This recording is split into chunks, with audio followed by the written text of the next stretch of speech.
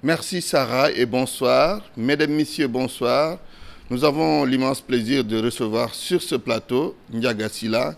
Il est expert électoral, membre du groupe de recherche et d'appui conseil pour la démocratie participative et la bonne gouvernance, GRADEC, coordonnateur du département démocratie et processus électoraux.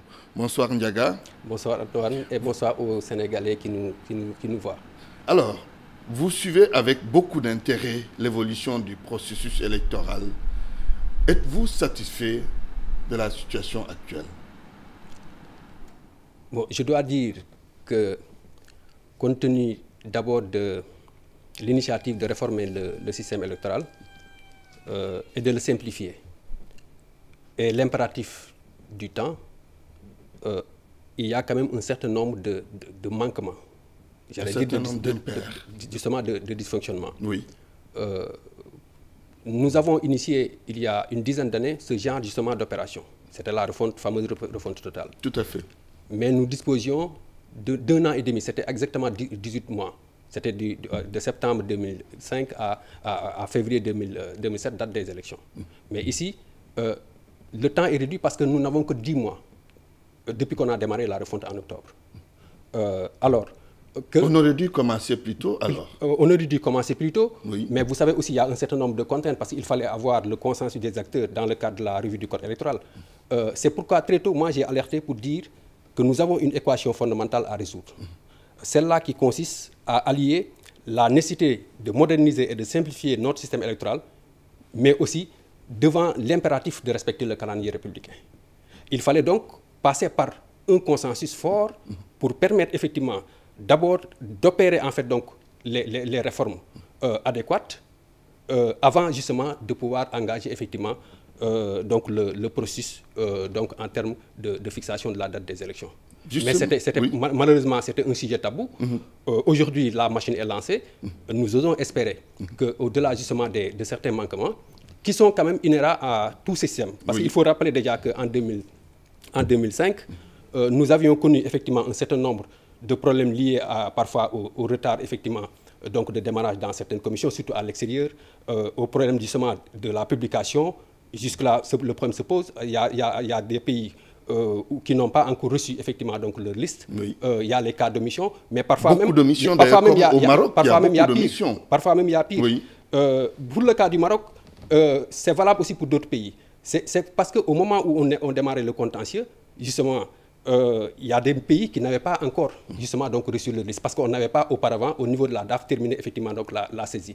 C'est pourquoi d'ailleurs j'en profite pour dire qu'il y a des possibilités de trouver une solution pour que justement pour ces pays-là exceptionnellement ou pour ce genre d'électeurs qu'on puisse prolonger en fait donc la période contentieuse pour leur permettre effectivement en cas d'omission de saisir effectivement donc d'abord la commission mais et en deuxième lieu en cas de refus motivé justement pour ce qui concerne l'intérieur le tribunal d'instance et pour l'extérieur, en fait, donc le chef de la représentation diplomatique. Tout à l'heure, vous l'avez dit, on est à 2 mois des élections législatives.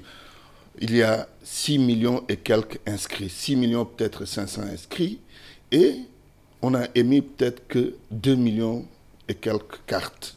Est-ce que cela ne va pas être limite au regard de ce qu'on doit émettre comme carte, mais au regard aussi des délais? Oui, selon les derniers chiffres que j'ai reçus aujourd'hui de la DAF, nous en sommes à 2 700 000 cartes produites. Presque 3 millions. Produites. Et près d'1 million en fait qui sont distribuées. Mais aujourd'hui, on peut compter sur la capacité de production qui est entre 50 000 à 70 000 cartes par jour, de sorte qu'on peut espérer dans 50 jours la possibilité peut-être de produire 3 millions de cartes, mais les 3 millions ne vont pas permettre effectivement donc d'arriver au nombre d'inscrits, mais on peut espérer effectivement qu'à partir du moment où on finit la phase contentieuse et qu'on démarre justement qu'on procède à la consolidation et ensuite à la publication des listes définitives, à partir de ce moment, toutes les énergies seront mobilisées en fait, donc, au niveau de la production. C'est pourquoi tantôt je disais qu'il est important qu'on puisse comprendre le type d'opération. Parce que lorsqu'il s'agit d'une révision ordinaire ou parfois d'une révision exceptionnelle, souvent on démarre par l'enrôlement. Après l'enrôlement des électeurs, on passe justement au traitement des carnets, ensuite au traitement des données, avec un certain nombre d'opérations, contrôle saisie, double saisie, etc., vérification. Et à partir de ce moment-là, qu'on procède justement à l'édition et à la publication des listes. Et maintenant, après la publication des listes, c'est la phase contentieuse qui suit. Et une fois maintenant qu'on aura terminé la phase contentieuse et qu'on procède justement à ce qu'on appelle la consolidation, c'est une sorte justement d'audit. C'est à partir de ce moment-là qu'il va falloir effectivement donc éditer les listes définitives, et sur la base des listes définitives maintenant, on produit les cartes. Or, cette fois, avec la refonte. C'est très différent comme démarche. Parce qu'on a démarré avec la refonte. Au moment où on enrôlait, il y a des équipes justement qui faisaient la saisie, il y a une équipe qui faisait la production des cartes. Ça se faisait de façon simultanée. Voilà. Maintenant, on peut espérer que dans les 2 semaines à venir, lorsqu'on aura justement arrêté les listes définitives, on aura 2 mois maintenant pour se concentrer effectivement au niveau de la production. Je pense que ça, c'est des choses qu'il faut comprendre. Maintenant, il faut le dire, parmi les dysfonctionnements, il y a un certain nombre de personnes qui ont été enrôlées au début et dont les cartes, justement, je ne dis même pas de cartes floues comme en 2005, mais parfois, par exemple, une personne peut se retrouver avec la photographie d'une femme. Parce qu'il y avait justement un défaut de maîtrise de la technologie au départ, parce qu'une personne se présente, on capte l'image. Alors, au moment où elle se levait et qu'une autre personne arrive, l'image n'est pas enregistrée, et donc finalement, la photo justement de la première personne est donnée à l'autre. De toute manière, le DG, nous l'avons rencontré la dernière fois pour échanger sur un projet de manuel.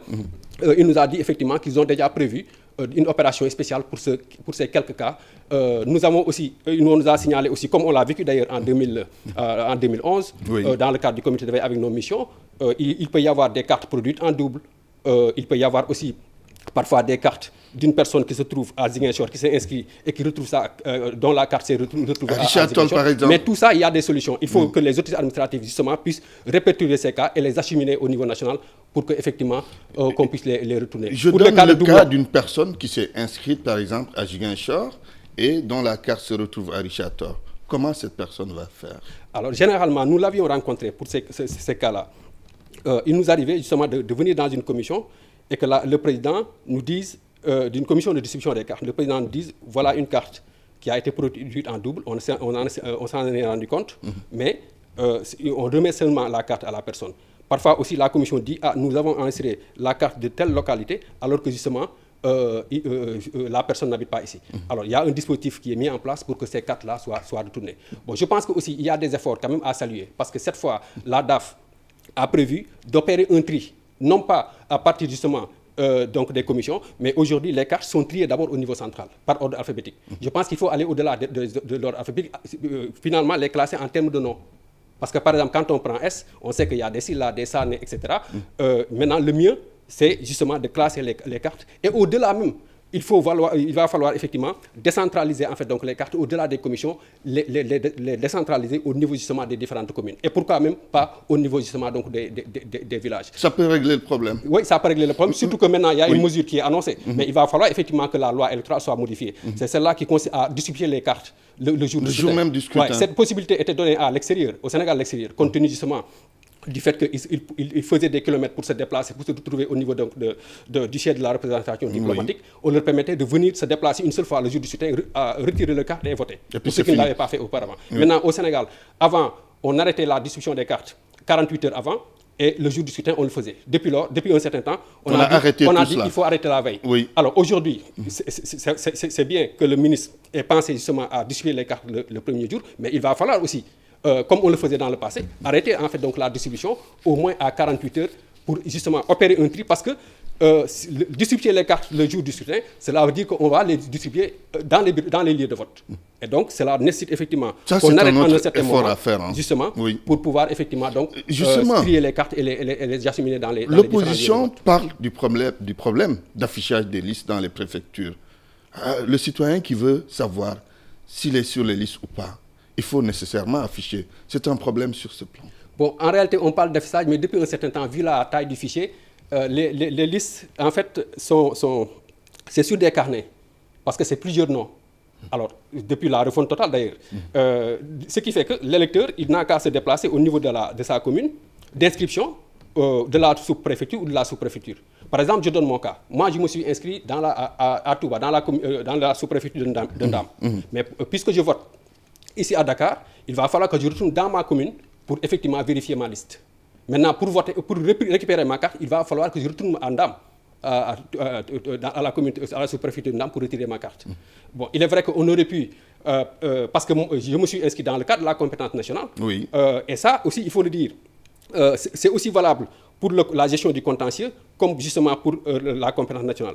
Le droit commun sénégalais donne la possibilité ou la prérogative aux commissions des communes de n'inscrire que ceux qui habitent justement la commune. Mais étant donné qu'il y a eu le type de refonte avec l'informatique, on l'a fait depuis la refonte totale, on permet justement de s'inscrire à Dakar et de voter à Ziguinchor. Oui. Maintenant, ça c'est une exception. L'autre élément, c'est le contentieux. Vous savez que le contentieux, en dehors maintenant du contentieux qui se déroule pendant la révision, ou par exemple l'électeur qui se présente devant la commission et qu'on refuse son inscription. Oui. Là, il a 5 jours pour intenter un recours. Mais ici, le contentieux après publication, c'est la phase où nous sommes actuellement. C'est un contentieux généralement selon le code électoral qui dure 30 jours, avec 20 jours qui est donné en fait donc à l'électeur de pouvoir saisir le président du tribunal d'instance. Et justement, on donne au président une semaine jusqu'au 27 juillet en temps normal, puisque la révision des listes ordinaires s'arrête le 31 juillet. Et maintenant, les 4 derniers jours, on permet à la commission qui reçoit en fait les notifications à partir justement donc, du préfet sur la base maintenant des ordonnances délivrées effectivement donc, ou des décisions délivrées par le juge. Et là, on les intègre. Mais cette fois, on a voulu faciliter. Au lieu que maintenant le citoyen aille directement recourir justement au tribunal d'instance, on lui permet de revenir avec son récépissé devant la commission. Et c'est au moment où seulement la commission refuse de le prendre qu'il va effectivement introduire en fait un recours. Et d'ailleurs un recours qui est formé sur simple demande en fait donc muni de son récépissé. Oui. Et là aussi on est dans l'exception. Parce que normalement le contentieux doit être géré par le tribunal. Tout à fait. Ont-ils tort ceux qui pensent, vu tout ce qu'il y a comme problème, vu tout ce qu'il y a comme impair, il faut reporter les élections? Oui, j'ai semblé répondre à cette question. D'une certaine façon, parce qu'au fond, je pense que... Est-ce qu'ils ont tort? Ils n'ont pas tort. Mais je pense qu'on a dépassé ce moment. On a dépassé ce moment parce qu'en réalité, il fallait au départ se dire que matériellement, est-ce que nous avons réellement les moyens, le temps justement d'opérer cette refonte? Parce qu'au fond, on a voulu parler de refonte partielle. Mais à vrai dire, il s'agit justement d'une refonte totale. Parce que c'est l'ensemble des électeurs qui se sont mobilisés en fait, donc, pour exiger soit leur maintien en l'état ou leur maintien suivi de modification, plus d'autres inscriptions. Et le plus grave encore, ce qui motive justement, c'est l'argument peut-être de ceux qui prétendent un report, ce qui n'est pas d'ailleurs insensé. Parce que vous vous rappelez, Antoine, au départ, les acteurs se sont entendus pour dire si on a 4 millions d'inscrits, nous allons aller aux élections sur la base de ce fichier. Oui. Alors qu'au finish, on s'est retrouvé avec plus de 30 voire 40% justement d'inscriptions supplémentaires. Alors, c'est pourquoi moi personnellement j'avais alerté dès le départ pour dire que sur quelle base. Parce que les gens avaient mal interprété la question du stock mort ou du stock dormant. Moi j'avais très tôt dit, il faut comprendre que pour faire les pronostics en termes justement d'inscrits, il va falloir partir d'abord du potentiel électoral, qui est défini sur la base du nombre de Sénégalais qui sont en âge de vote. Et sur la base du rapport effectivement des données de la ANST, nous sommes près de 14 millions, 51% qui ont plus de 18 ans ou plus. Déjà, ça vous donne 7 millions 300, 7 millions 400. Alors, c'est ce chiffre-là maintenant de 7 millions 300 qui représente le potentiel électoral. Donc, dire maintenant que sinon on a 44 millions, on va aux élections, ça, c'est prôner déjà l'échec. Mais heureusement, d'ailleurs, au bout du compte, nous nous sommes retrouvés avec un taux d'inscription qui dépasse celui de 2005. Parce que lors de la refonte, on avait un taux d'inscription de 82%. Mais aujourd'hui, on se retrouve avec un bond de 5 points, parce que le taux d'inscription aujourd'hui, comparé au potentiel électoral, est de 87%. Possible de tenir les élections à date issue, donc? Alors, non, tout dépendra maintenant. Le défi principal qu'il faut relever aujourd'hui, c'est non pas la capacité du système à produire les cartes. Comme je l'ai dit tantôt, les acteurs savent que pendant la revue, souvent je donnais l'exemple du Mali, qui en 1 mois, ou moins 2 mois, a produit 8 millions de cartes. Mais aujourd'hui, il s'agit non pas de produire seulement les cartes, mais il s'agit de mettre en place un dispositif pour les distribuer. C'est là où justement réside le problème. Mais je pense qu'il va falloir effectivement décentraliser encore, accélérer le pas, mais aussi décentraliser en fait donc la distribution des cartes. Mais aussi, malheureusement aussi à ce niveau, il faut que notre système aussi soit moins lourd il faut aussi que les acteurs, parce que là, le retrait, il est personnel. On ne peut pas retirer la carte d'autrui, mais il va falloir aussi peut-être engager encore d'autres contrôles de la Sénat pour qu'aussi on puisse justement décentraliser en fait, donc, le système de distribution des cartes. Très bien. Ndiaga Sylla, c'est tout pour aujourd'hui. C'était un plaisir de vous recevoir. Je rappelle que nous étions avec Ndiaga Sylla, expert électoral, membre du groupe de recherche et d'appui Conseil pour la démocratie participative et la bonne gouvernance, GRADEC, coordonnateur du département démocratie et processus électoraux. C'est fini donc pour ce soir. Excellente soirée à toutes et à tous.